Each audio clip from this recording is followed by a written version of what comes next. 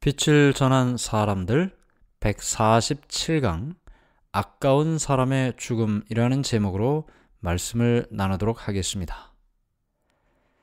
사무엘이 죽었습니다. 사무엘이 죽음에 온 이스라엘 무리가 모여 그를 애곡하며 라마 그의 집에서 그를 장사한지라. 사무엘이 죽은 이 일은 이스라엘 민족이 회복할 수 없는 일인 것처럼 보였습니다. 위대한 선지자, 탁월한 사사, 그들의 지도자가 죽은 것입니다. 사무엘은 청년 시절부터 성실한 마음으로 이스라엘을 위하여 봉사했습니다. 사울이 비록 공인된 왕이었지만 사무엘은 사울보다 더 큰 가마를 백성들에게 미치고 있었습니다. 이렇게 그의 생애의 모든 한 걸음 한 걸음이 충성과 순종과 헌신으로 가득 채워져 있었다는 사실을 모든 백성들이 알았기 때문에 사무엘이 일생 동안 그렇게 헌신했던 이스라엘 곁에서 죽은 것은 백성들의 마음에 큰 슬픔을 가져다 준 일이 되었던 것입니다. 백성들이 볼 때 왕인 사울과 선지자 사무엘의 모습은 너무나 대조적이었습니다. 그들은 다른 민족들처럼, 다른 나라들처럼 왕이 있어야 된다고 생각했고 그들의 지도자였던 사무엘을 거절했습니다. 사무엘 대신 왕을 요청했던 것입니다. 그렇게 요청해서 얻은 왕이 사울이니 백성들은 사울 왕이 왕위에 있으면서 한 모든 일들을 경험하면서 그들이 얼마나 큰 잘못을 저질렀는지를 생각하게 됐던 것입니다. 그들이 거절한 사무엘은 항상 백성들에게 하나님을 바라볼 수 있도록 이야기했습니다. 그러나 그들이 선택한 왕은 그렇지 못했습니다. 이스라엘 백성들은 거룩한 선지자 학교의 창시자이고 또 선자였던 그를 잃었지만 잃은 것은 그뿐만이 아니었습니다. 하나님께 그들을 이어주었던 지도자, 하나님과 그들을 연결시켜 주었던 지도자를 잃었습니다. 사무엘이 항상 백성들의 죄를 위하여 하나님께 간구했고 그들을 위하여 기도해 줬습니다. 의인의 간구는 역사하는 힘이 많으니라. 야고보서 5장 16절.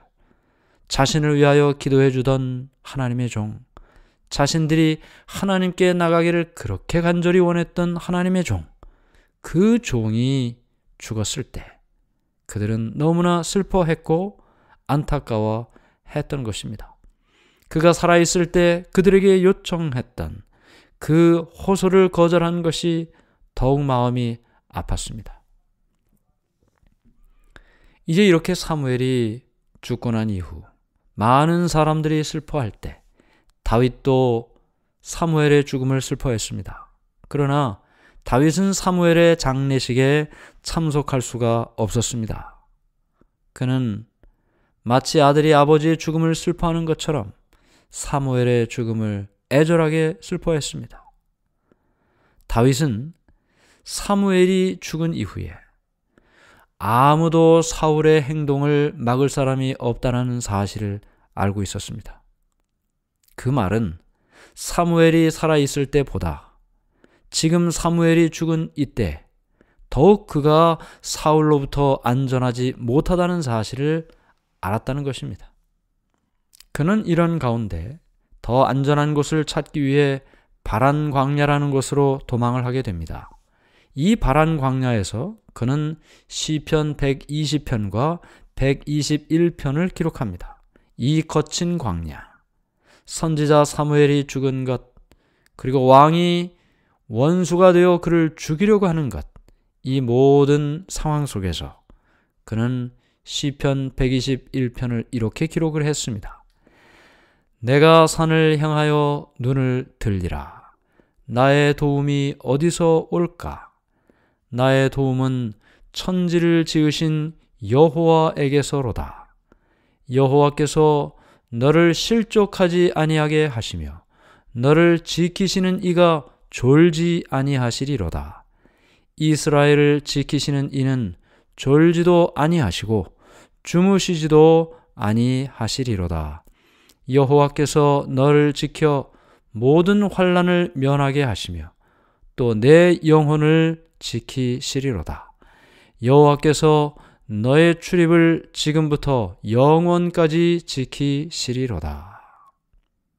그를 위하여 기도해 주었던, 그에게 용기를 주었던 선지자 사무엘의 죽음 앞에 아무도 그를 도와줄이 없는 그때 여전히 살기등등한 사울 왕의 모습 앞에 그는 내가 산을 향하여 눈을 들리라.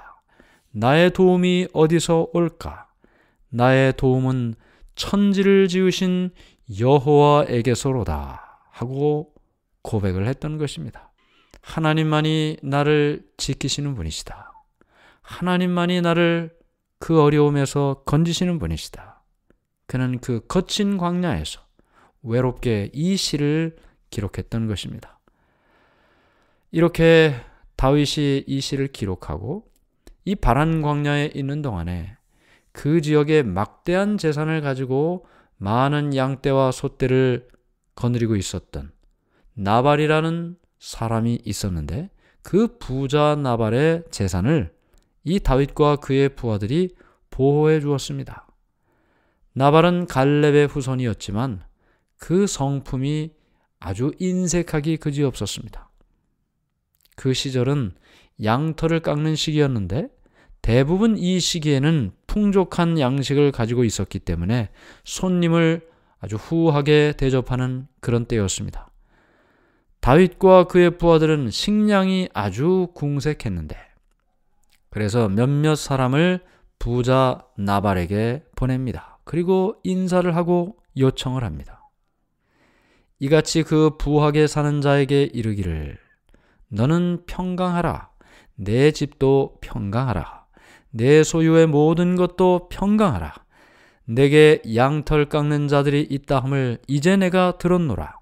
내 목자들이 우리와 함께 있었으나 우리가 그들을 상치 아니하였고 그들이 갈멜에 있는 동안에 그들의 것을 하나도 잃지 아니하였나니 내 소년들에게 물으면 내게 고하리라. 그런즉 내 소년들로 내게 은혜를 입게 하라. 우리가 좋은 날에 왔은즉 내 손에 있는 대로 내 종들과 내 아들 다윗에게 주기를 원하노라. 이런 말을 사람을 보내서 부자 나발에게 전했던 것입니다. 그런데 이 나발은 이런 다윗이 사람을 보내서 정중하게 요청하는 이 일에 대해서 거절을 하게 됩니다. 다윗과 그의 부하들은 이 바란 광야에 있으면서 나발의 목자 또 나발의 양떼 모든 것들을 보호해 줬습니다. 이제 그 부자 나발은 보호받은 그 일에 대하여 그 도움에 대하여 이렇게 어려움을 요청하는 사람들에게 뭔가 도와줄 수 있는 책임이 있었죠. 왜냐하면 그도 은혜를 입었기 때문입니다. 만일 다윗과 그의 부하들이 마음만 먹었다면 이 부자 나발의 양떼나 소떼를 가져갔을 수도 있었겠죠.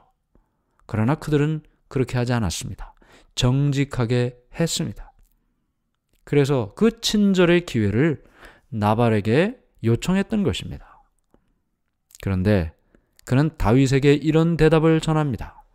다윗은 누구며 이새의 아들은 누구뇨? 근일에 각기 주인에게서 억지로 떠나는 종이 많도다. 내가 어찌 내 떡과 물과 내 양털 깎는 자를 위하여 잡은 고기를 가져 어디로서인지 알지도 못하는 자들에게 주겠느냐. 이렇게 다윗이 보낸 사람들이 빈손으로 돌아오자 그리고 이 나발이 한 말을 다윗에게 전하자 다윗은 잔뜩 화가 났습니다. 다윗은 사실은 자신의 정당한 요구를 했던 것입니다. 그런데 그 요구에 대하여 거부하고 뿐만 아니라 모독하고 명예를 훼손했다는 것을 생각할 때 그를 가만히 두어선 안 된다는 생각을 하고 싸울 준비를 갖추라고 부하들에게 명령을 내렸습니다. 사실 충동적인 일이죠. 이런 충동적인 일은 다윗의 성품보다는 사울 왕의 성품에서 많이 보던 일이었습니다. 그러나 여전히 다윗과 또 모든 다윗의 형제들, 이 고난의 학교에서 인내의 교훈을 더 배워야만 했던 것입니다. 나발의 종 중에 하나가 이렇게 다윗이 보낸 사람들을 보낸 다음에 나발의 아내인 아비가일에게 급하게 자초지종을 말해 주었습니다. 그가 말하기를 다윗이 우리 주인에게 문안하러 광야에서 사자들을 보내었거늘 주인이 그들을 모욕했나이다. 우리가 들에 있어 그들과 만날 동안에 그 사람이 매우 우리에게 잘해 주었는데 우리가 상하거나 잃은 것이 없는데 우리가 양을 지키는 동안에 그들이 항상 우리와 함께 있어서 밤낮 우리에게 담이 되어줬는데 이제 당신은 어떻게 할 것을 알아 생각하실지니 이는 다윗이 우리 주인과 주인의 온 집을 해하기로 결정하였음이니이다. 나발의 아내 아비가일에게 종이 그렇게 이야기했습니다. 아비가일은 이 말을 듣자마자 남편 나발에게 상의하거나 그와 의논하지 않았습니다. 그리고 많은 식량을 준비해서 나귀에 싣고 종을 시켜서 먼저 보내고 그리고 자기도 다윗의 그 보냈던 사람들, 그 사람들 만나기 위해서 말을 타고 출발했습니다. 열심히 그 길을 뒤쫓아갔을 때 사람들을 만나게 됩니다. 다윗과 그 모든 사람들을 만나게 되었습니다. 아비가일이 다윗을 보고 급히 나귀에서 내려 다윗의 앞에 엎드려 그 얼굴을 땅에 대니라.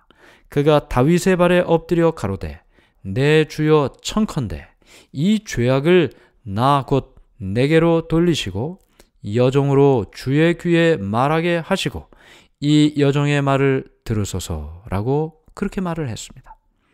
아비가일은 마치 왕관을 쓴 왕에게 말하는 것처럼 최대한의 존경의 태도로 다윗에게 말했습니다. 그의 남편 나발은 어떻게 말했나요? 다윗이 누구냐? 그런데 아비가일은 다윗을 내 주여 하고 이야기했던 것입니다. 이렇게 아비가일의 친절한 말이 분노했던 다윗의 마음을 진정시키게 됩니다.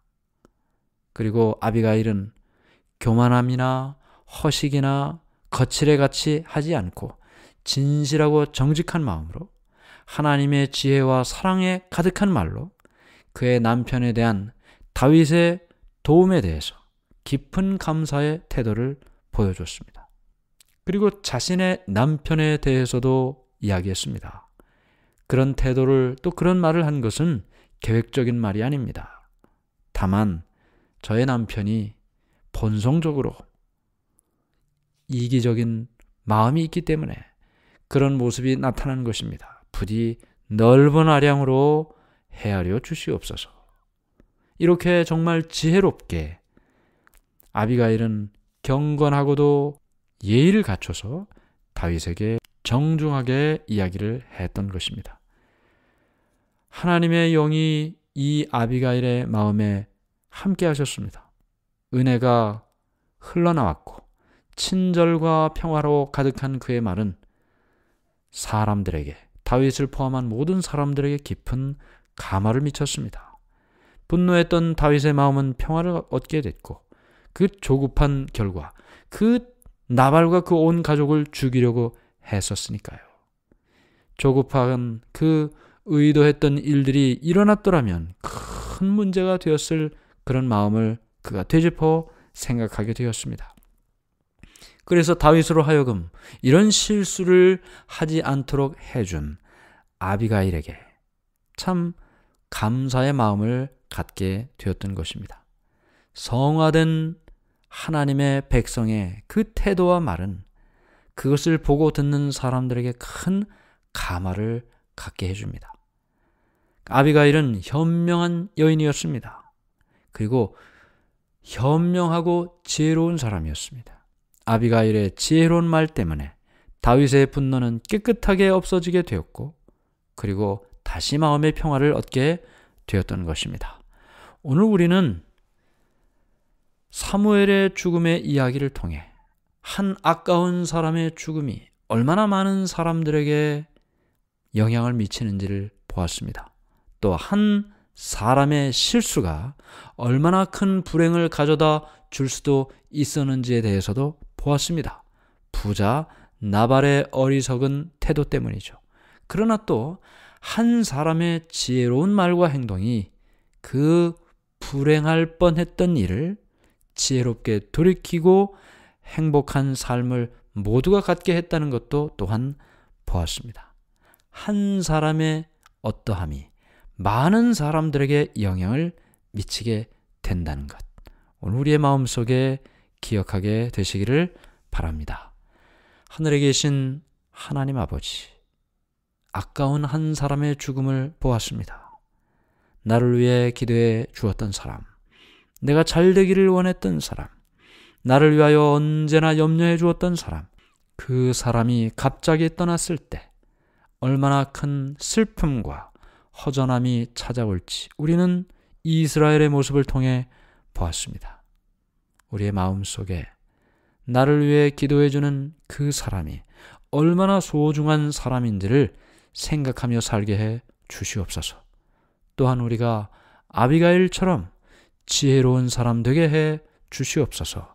예수님의 이름으로 간절히 기도드리옵나이다. 아멘.